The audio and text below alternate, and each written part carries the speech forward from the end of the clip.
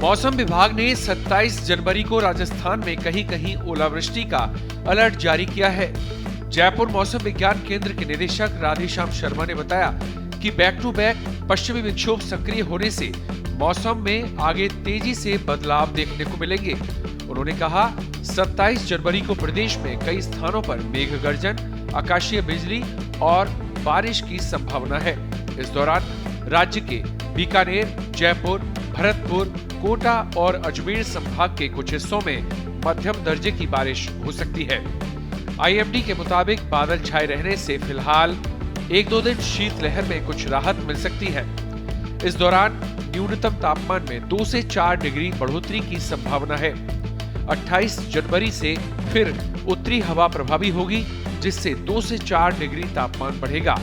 मौसम विभाग के अनुसार 30 और 31 जनवरी को नया पश्चिमी विक्षोभ सक्रिय रहेगा।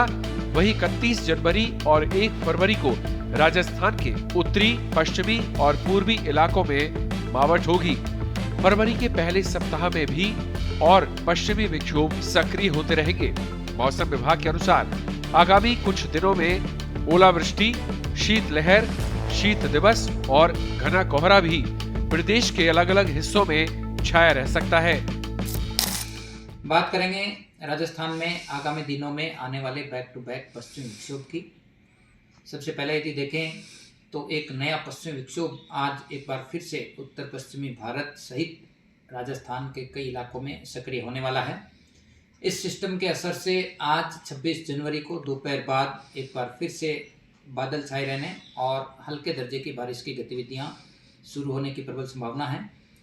इस सिस्टम का सर्वाधिक असर 27 जनवरी कल यानी एक बार फिर से राजस्थान के कई इलाकों में तीव्र मेघ गर्जन, इसके अलावा आकाशीय बिजली और हल्के से मध्यम दर्जे की बारिश के रूप में जारी रहने की संभावना है। इस दौरान विशेष रूप से बीकानेर संभाग, शेखावाटी क्षेत्र, जयपुर संभाग, भरतपुर संभाग, कोटा और अजमेर संभाग के भी कुछ इलाकों में मध्यम दर्जे की बारिश होने की संभावना है।